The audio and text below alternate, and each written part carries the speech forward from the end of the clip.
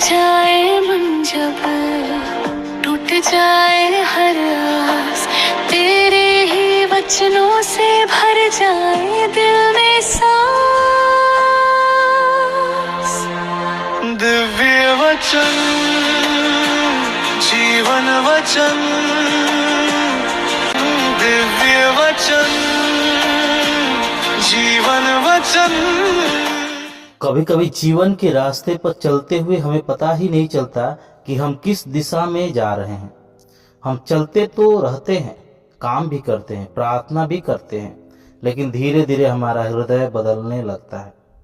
और कभी ऐसा भी होता है कि सब दरवाजे बंद दिखाई देते हैं, फिर भी कोई व्यक्ति विश्वास के साथ दरवाजे पर खड़ा रहता है और वही विश्वास चमत्कार का द्वार खोल देता है। आज का वचन हमें दो हृदय दिखाता है। एक ऐसा हृदय जो धीरे धीरे प्रभु से दूर हो गया, और एक ऐसा हृदय जो ठुकराए जाने के बाद भी प्रभु को नहीं छोड़ा। आइए हम आज के पाठों को सुने और उस पर मनन चिंतन करें। पहला पाठ, राजाओं का पहला ग्रंथ। जब सुलेमान बूढ़ा हो गया तो उसकी पत्नियों ने उससे अन्य देवताओं की उपासना करवाई।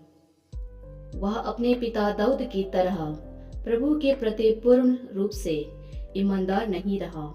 वह सीदोनियों की देवी अश्तारता और अम्मोनियों के घृणित देवता मिलकोम की उपासना करता था। उसने वह काम किया जो प्रभु की दृष्टि में बुरा है, और वह अपने पिता की तरह प्रभु के प्रति ईमानदार नहीं रहा।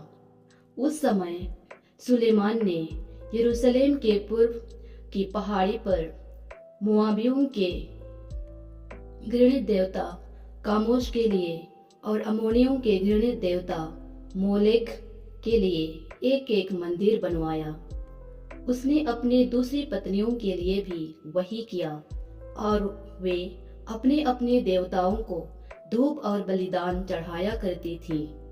इसलिए प्रभु सुलेमान पर क्रुद्ध हुआ, क्योंकि वह इस्राएल के प्रभु ईश्वर के प्रति ईमानदार नहीं रहा। ईश्वर सुलेमान को 2 बार दिखाई दिया, और उसने उस अवसर पर उसे अन्य देवताओं की उपासना करने से मना किया था, किंतु उसने उस आदेश का पालन नहीं किया था। प्रभु ने सुलेमान से कहा, तुमने यह काम किया, तुमने मेरे विधान और मेरे दिए आदेशों का पालन नहीं किया, इसलिए मैं तुमसे राज छीनकर तुम्हारे सेवक को दे दूंगा। किंतु तुम्हारे पिता दाऊद के कारण मैं तुम्हारे जीवन काल में ऐसा नहीं करूंगा। मैं उसे तुम्हारे पुत्र के हाथ से छीन लूंगा। मैं सारा राज भी नहीं लूंगा। मैं अपने सेवक दाऊद और अपने चुने हुए नगर यरूशलेम के कारण तुम्हारे पुत्र को एक ही वंश प्रदान करूंगा। यह प्रभु की वाणी है। ईश्वर को धन्यवाद। संत मार्कुस के अनुसार पवित्र सुसमाचार अध्याय 7 पद संख्या 24 से 30। ईसा वहां से विदा होकर तीरुस और सिदोन प्रांत गए। वहां वे किसी घर में ठहरे, और वे चाहते थे कि किसी को इसका पता न चले, किंतु वे अज्ञात नहीं रह सके। एक स्त्री ने, जिसकी छोटी लड़की एक अशुद्ध आत्मा के वश में थी, तुरंत ही इसकी चर्चा सुनी, और वह उनके पास आकर उनके चरणों पर गिर पड़ी। वह स्त्री गैर यहूदी थी, वह तो जन्म से सुरूफिनकी थी। उसने ईसा से विनती की कि वे उसकी बेटी से अबदूत को निकाल दे। ईसा ने उससे कहा, पहले बच्चों को तृप्त हो जाने दो। बच्चों की रोटी लेकर पिल्लों के सामने डालना ठीक नहीं है। उसने उत्तर दिया, जी हाँ प्रभु, फिर भी पिल्ले मेज के नीचे बच्चों की रोटी का चूर खाते ही हैं।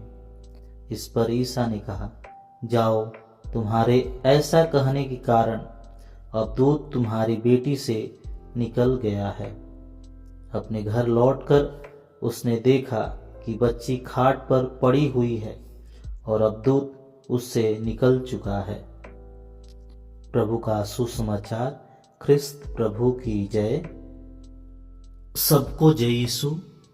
ख्रिस्त में प्यारे भाई और बहनों, आज के दोनों पाठ हमें एक हृदय की सच्ची स्थिति के बारे में बताता है। एक तरफ एक ऐसा हृदय जो धीरे धीरे ईश्वर से दूर चला जाता है, और दूसरी तरफ एक ऐसा हृदय जो टूटे हुए विश्वास के साथ भी ईश्वर के साथ जुड़ जाता है।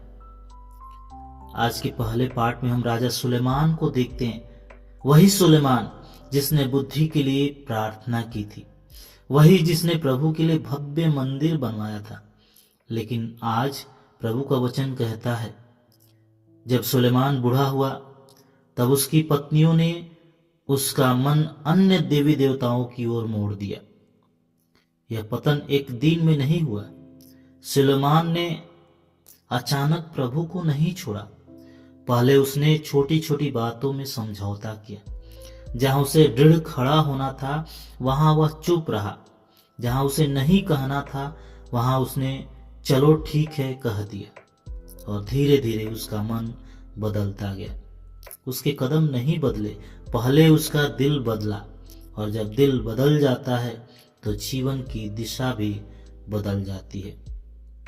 कृष्ण प्यारे भाई और बहन, यह वचन हमसे पूछता है, क्या मैं भी ईश्वर से खुलकर विद्रोह करता हूं या करती हूं? सामान्य तौर पर हमारा उत्तर होगा नहीं, लेकिन क्या मैं छोटी छोटी बातों में समझौता करता हूं?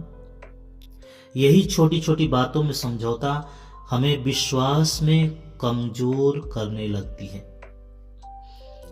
कृष्ण प्यारे भाई और बहनों, इसके ठीक विपरीत सुसमाचार में एक गैर यहूदी स्त्री जो विदेशी है, बाहर की है, जिसे समाज ने अलग कर दिया था, उसके पास न तो पद है, न अधिकार, न धार्मिक पहचान, लेकिन उसके पास एक अडिग विश्वास है। यीशु के शब्द भले उसे कठोर लगे, फिर भी वह पीछे नहीं हटती है। वह तर्क नहीं करती, शिकायत नहीं करती है, बस विश्वास से कहती है, जी हाँ प्रभु। फिर भी पीले मेज के नीचे बच्चों की रोटी के टुकड़े खाते ही है। कृष्ण प्यारे भाई और बहनों, यह उसका घमंड नहीं, यह विनम्रता था। यह हठ नहीं, यह विश्वास है। और इसी विश्वास से उसकी बेटी चंगी हो जाती है। यीशु उसका अपमान नहीं कर रहे थे, वे यह दिखा रहे थे कि सच्चा विश्वास जाति या सीमा नहीं देखता है, क्योंकि विनम्रता के साथ किया गया आग्रह ईश्वर को स्पर्श करता है। और ईश्वर की कृपा केवल एक के लिए नहीं बल्कि सबके लिए है। और जैसा कि हम अंत में देखते हैं, जिसे लोग दरवाजे के बाहर रखते थे, उसी को यीशु ने विश्वास की ऊंचाई पर खड़ा कर दिया। कृष्ण प्यारे भाई और बहनों, आज के इस पाठ से हमें यही शिक्षा मिलती है कि प्रार्थना का उत्तर हमेशा तुरंत नहीं मिलता। कभी कभी हमें लगता है कि यीशु चुप हैं। कभी ऐसा महसूस होता है कि जैसे कि वे हमारी बातें सुन ही नहीं रहे हैं। और कभी तो ऐसा लगता है कि मानो उन्होंने मना कर दिया हो। तब हम बेचैन हो जाते हैं, निराश हो जाते हैं। लेकिन याद रखिए, प्रभु के दरबार में देर हो सकता है पर अंधेर कभी नहीं। उनकी चुप्पी में भी काम चल रहा होता है। उनकी देरी में भी एक योजना छिपी हुई रहती है। और जब उनका समय पूरा होता है तो उत्तर हमारी अपेक्षा से भी बड़ा होता है। प्यारे भाई और बहनों, यदि हमारा विश्वास उस स्त्री की तरह विनम्र, अडिग और भरोसे के साथ भरा हुआ हो तो प्रभु की दया अवश्य प्रकट होती है। क्योंकि जहां विश्वास सच्चा होता है वहां चमत्कार देर से पर होता अवश्य है। कृष्ण प्यारे भाइयों बहनों, सुलेमान के पास सब कुछ था। ज्ञान था, बुद्धि था, महिमा था, शक्ति था, राज्य था, लेकिन उसका हृदय बटा हुआ था। उस स्त्री के पास कुछ भी नहीं था सिवाय विश्वास के, और वही उसे चमत्कार तक ले गया। आज प्रभु हमसे यह नहीं पूछते कि हमारे पास क्या है, वह यह देखते हैं कि हमारा हृदय किसका है। क्या हम प्रभु के लिए जीते हैं, प्रभु में विश्वास करते हैं। कृष्ण प्यारे भाई और बहनों, शायद आज कोई माँ अपने बच्चे के लिए प्रार्थना कर रही है, शायद कोई व्यक्ति वर्षों से उत्तर की प्रतीक्षा कर रहा है, शायद किसी का विश्वास थक चुका है। और आज का सुसमाचार हमें कहता है, हार मत मानो, प्रभु की दया की मेज से कोई खाली नहीं जाता। और पहला पाठ आज हमें चेतावनी देता है कि जो विश्वास से शुरू हुआ था वह लापरवाही से खत्म ना हो जाए। हम एक क्षण मौन हो जाए और प्रभु से प्रार्थना करें। हे प्यारे प्रभु यीशु, आज हम प्रार्थना करते हैं, विशेषकर आज प्रार्थना करते हैं उन भाई बहनों के लिए जो इस वीडियो को देख रहे हैं, सुन रहे हैं, उन पर विशेष आशीष कृपा प्रदान कर। जो कोई भी निराश है उसे आशा दे दे, जो कोई अकेला है उसे अपनी उपस्थिति का अनुभव करा, जो कोई विश्वास में डगमगा रहा है उसे नई शक्ति प्रदान कर।